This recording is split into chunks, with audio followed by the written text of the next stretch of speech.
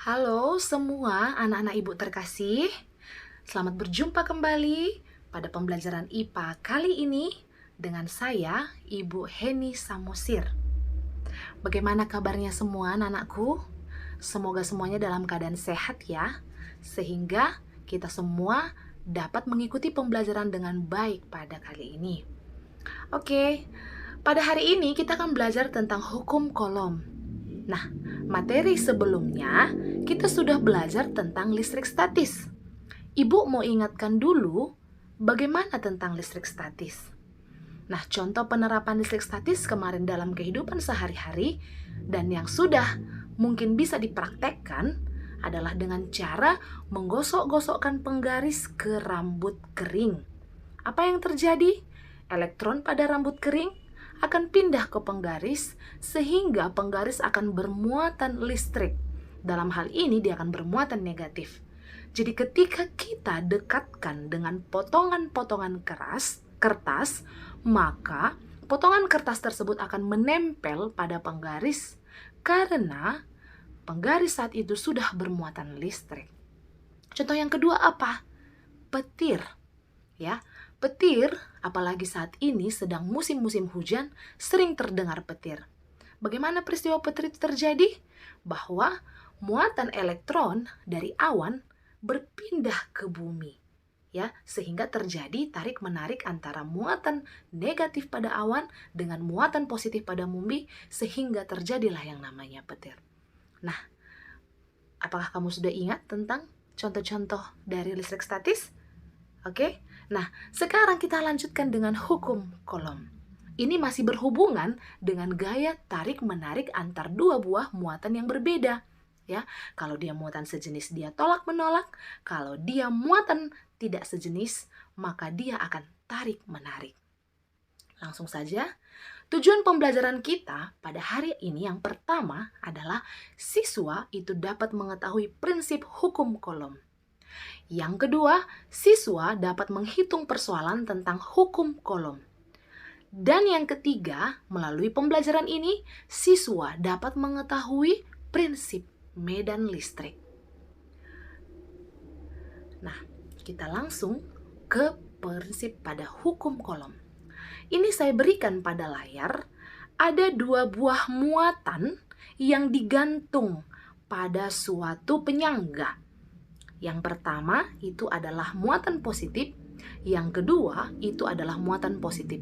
Bagaimana kalau kedua buah muatan ini didekatkan? Maka apa yang terjadi? Kita perhatikan pada gambar. Wow, dia saling menolak, dia saling menjauh. Dan ketika terjadi tolak-menolak ini, mereka atau kedua buah muatan itu akan membentuk yang namanya jarak. Pada layar yang ditampilkan pada jarak adalah R, mewakili jarak adalah R. Nah, apa yang menyebabkan kedua buah muatan itu saling tolak? Ternyata ada gaya. Gaya yang dimaksud di sini bukan seperti gaya Newton yang sudah kamu pelajari di kelas 8. Di sini adalah gaya Coulomb yang menyebabkan dua buah muatan sejenis itu ketika didekatkan akan saling menjauh atau dalam konteks bahasa saling tolak-menolak sehingga menyebabkan ada jarak di antara kedua muatan tersebut. Nah, ini kalau kedua buah muatannya sejenis. Bagaimana kalau kedua buah muatan itu tidak sejenis? Saya tampilkan ada muatan positif dan ada muatan negatif. Bagaimana ya kalau kita dekatkan? Mari kita perhatikan. Ternyata mereka saling mendekat. Kedua muatan itu saling mendekat. Beda seperti yang di atas tadi. Kalau yang di atas tadi saling menjauh, kalau ini saling mendekat. Nah, apa yang menyebabkan kedua muatan itu saling mendekat? Tetap juga tadi gaya Coulomb. Nah, setelah mereka mendekat, kedua muatan itu mendekat, ternyata ada jarak yang dilambangkan dengan R. Maka, kalau peristiwa ini diturunkan dalam sebuah rumus, turunlah rumusnya adalah F sama dengan K. Q1 Q2 per R kuadrat. Ya, kalau dinarasikan rumus ini adalah besarnya gaya tarik atau tolak menolak antar muatan yang sebanding dengan besar muatan masing-masing, tetapi akan berbanding terbalik dengan kuadrat jarak antar kedua muatan. Itulah maksud daripada rumus ini. F sama dengan K Q1 Q2 per R kuadrat. Nah, di mana F itu adalah gaya kolom, satuannya Newton. Q ya adalah muatan, satuannya kolom. Di sini ada Q1, ada Q2. Berarti artinya muatan pertama dan muatan kedua. Terus ada R. R itu adalah jarak. Tapi untuk peristiwa ini R-nya harus dikuadrat. Makanya pada narasi hukum kolom tadi dikatakan kuadrat jarak antar kedua muatan. Nah, langsung saja kita hitung ya kalau kita diberi persoalan tentang hukum kolom. Ini saya punya satu contoh soal. Saya bacakan soalnya. Dua buah benda masing-masing bermuatan listrik 3 mikrokolom dan negatif 2 mikrokolom yang terpisah sejauh 1 cm. Bila ketetapan kolom 9 kali 10 pangkat 9 Newton meter kuadrat per kolom kuadrat, berapakah besar gaya tarik antar kedua muatan tersebut? Nah, di sini sudah saya tampilkan perhitungannya, tapi mari kita bedah. Di sini 3 mikrokolom kita lambangkan dengan Q1. Negatif 2 mikrokolom kita lambangkan Q2. 1 cm adalah R. Ketetapan kolom yang dilambangkan dengan K adalah 9 kali 10 pangkat 9 Newton meter kuadrat per kolom kuadrat. Yang ditanya adalah gaya tarik antar kedua muatan. Nah, seperti yang rumus sebelumnya, gaya dilambangkan dengan F. Nah, mikrokolom, ingat ya, saya ingatkan, 1 mikrokolom adalah 10 pangkat negatif 6. Dalam hal ini, semua kita harus mengubah mikrokolom menjadi kolom. Kenapa? Karena satuan muatan adalah kolom, bukan mikrokolom. Jadi 3 mikrokolom itu kalau kita konversi ke kolom, hasilnya adalah 3 kali 10 pangkat negatif 6 kolom. 2 mikrokolom kalau kita konversikan ke kolom, hasilnya adalah 2 kali 10 pangkat negatif 6 kolom. Jadi kita masukkan ke rumusnya. F sama dengan K Q1 Q2 per R kuadrat. 9 kali 10 pangkat 9 Newton meter kuadrat per kolom kuadrat dikali 3 kali 10 pangkat min 6 kolom dikali 2 kali 10 pangkat min 6 kolom per, nah di situ 0,01 meter saya kuadrat ya. Ibu kuadrat di situ. Kenapa? Karena sentimeter harus dikonversi ke meter. Karena satuan jarak adalah meter. Hasilnya di situ tampak 540 Newton setelah kita hitung. Ya, setelah dimatematikkan. Nah, nak, di situ tampak, loh, kenapa Q2-nya bukan min 2 dimasukkan ke dalam perhitungan? Karena kalau persoalan hukum kolom, negatif itu hanya menandakan bahwa dia bermuatan negatif. Jadi pada perhitungannya tidak ditampilkan negatif 2, hanya dimasukkan saja 2 mikrokolom. Tapi kita tahu, kalau ditambahkan pertanyaannya, apakah interaksi yang terjadi pada soal ini? Jawabannya adalah tarik-menarik, karena muatan pertama adalah muatan positif dan muatan kedua adalah muatan negatif. Ibu harap anak-anak ibu semuanya dapat mengerti tentang persoalan ini. Kita lihat yang berikutnya, medan listrik. Nah, apa itu medan listrik? Medan listrik merupakan ruang di sekitar muatan listrik yang masih dipengaruhi oleh gaya listrik. Nah, bagaimana cara kita membuktikan ini? Ini saya kasih ilustrasi. Di sini ada Q besar. Q besar ini adalah benda bermuatan. Terus saya berikan ke dekatnya satu muatan uji yang dilambangkan dengan Q kecil. Ternyata nanti Q kecil itu akan menjauh. Kenapa? Karena ternyata di sekitar Q besar ini ada atau masih dipengaruhi oleh muatan listrik, masih dipengaruhi oleh gaya listrik. Makanya terjadi interaksi antara Q besar dengan Q kecil, ya.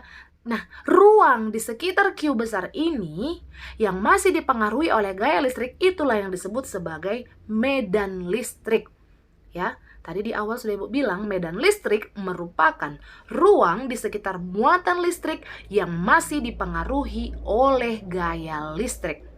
Jadi medan listrik itu dilambangkan dengan huruf E besar. Muatan uji dilambangkan dengan Q kecil dan muatan yang sesungguhnya dilambangkan dengan Q besar. Nah, semakin jauh letak benda uji dari benda bermuatan Q besar, maka gaya pengaruhnya semakin kecil sehingga kuat medan listriknya semakin kecil. Artinya apa? Bahwa semakin dekat, ya, dekat dengan benda yang bermuatan sesungguhnya tadi, ya, benda yang mau diuji tadi, maka akan semakin kuat pengaruh medan listriknya. Tapi kalau benda uji itu kita letakkan semakin jauh daripada Q besar, maka dia semakin lemah. Karena apa? Ini juga berhubungan dengan energi pada muatan tersebut. Seperti kita tahu bahwa pada muatan terdapat dua, ya, ada inti atom, ya. Jadi inti atom itu ada proton dan neutron, dan di kulit atom ada elektron. Jadi dia kalau semakin menuju inti atom, maka energi yang diterima oleh atom tersebut itu semakin kuat. Itu juga ada hubungannya dengan kuat medan listrik. Seperti itu, ya. Nah, mari kita lihat garis-garis gaya listrik. Nah, kalau dikatakan ada satu benda bermuatan, terus diletakkan satu benda uji, maka nanti ada interaksinya. Itu kan hanya tidak bisa kita lihat secara kasat mata. Maka karena tidak bisa dilihat secara kasat mata, tetapi peristiwa itu ada, kuat medan listrik itu ada, maka medan listrik itu dulu oleh para ahli digambarkan sebagai garis-garis gaya listrik. Seperti apa garis-garis gaya listrik? Untuk muatan positif dan negatif itu berbeda, ya. Kalau dia muatan positif, garis gaya listrik itu meninggalkan muatan atau keluar, seperti di layar panahnya keluar, ya. Jadi arah garis gaya listrik pada muatan positif itu meninggalkan muatan. Nah, bagaimana kalau pada negatif? Pada negatif, arah garis gaya listrik muatan negatif itu menuju muatan. Seperti itu, ya. Jadi panahnya ke dalam. Oke, bisa kita perhatikan, ya. Jadi ketika disuruh menggambarkan garis-garis listrik, jangan tempat terbalik. Seperti itu. Nah, mari kita lanjutkan. Bagaimana pola garis gaya listrik pada dua muatan jika didekatkan? Gambar pertama itu adalah ketika muatan positif didekatkan dengan muatan negatif, ya. Jadi dari muatan positif tadi kan garis gaya listrik itu kan meninggalkan muatan. Jadi ketika didekatkan dengan muatan negatif, maka beberapa nanti garis gaya listrik dari muatan positif akan masuk ke muatan negatif. Nah, bagaimana kalau misalnya dia sejenis? Ya, di dalam hal ini saya tampilkan muatan positif didekatkan dengan muatan positif. Apa yang terjadi? Mereka saling tolak-menolak. Atau seperti di layar, ya, panahnya keluar, tidak menyatu. Karena apa? Itu tadi, peristiwa hukum Coulomb. Ketika kedua buah muatan sejenis didekatkan, maka akan terjadi interaksi tolak-menolak. Ketika muatan tidak sejenis didekatkan, maka terjadi interaksi tarik-menarik. Nah, kalau ini bisa digambarkan seperti ini juga, ya, nak. Tidak perlu misalnya boleh digambarkan seperti bulat, di dalamnya ditulis gambar muatannya, maksudnya muatan positif atau muatan negatifnya, atau boleh berbentuk seperti batang ini. Oke. Nah, bagaimana dengan penjelasan saya tadi? Ya, mudah-mudahan bisa dimengerti. Dan untuk mengetahui apakah kamu sudah mengerti, ini kita merefleksikan diri kita. Ya, apakah kamu sudah paham dengan menjawab pertanyaan 1, 2, dan 3? Ya, yang pertama, apakah kamu sudah mengerti tentang prinsip hukum Coulomb? Yang kedua, apakah melalui video yang saya tampilkan ini, kamu sudah mengerti bagaimana menghitung hukum Coulomb? Dan yang ketiga, melalui video ini apakah kamu sudah mengerti prinsip medan listrik? Baiklah anak-anak ibu semuanya, itulah tadi pemaparan ibu atau penjelasan ibu tentang hukum Coulomb dan medan listrik. Semoga anak-anak ibu semuanya bisa mengerti dan bisa memahaminya. Melalui video pembelajaran yang saya sajikan ini, saya harap dapat membantu kamu dalam memahami pelajaran tentang hukum Coulomb dan tentang medan listrik. Maka sampailah kita di penghujung daripada pertemuan kali ini. Nanti untuk pertemuan berikutnya, kita akan belajar tentang menghitung kuat medan listrik. Jadi ada rumusnya nanti anak ya. Oke, sampai di sini dulu pertemuan kita. Ibu harap semuanya dapat mengerti dan sampai jumpa di pertemuan berikutnya. Selamat pagi dan tetap semangat.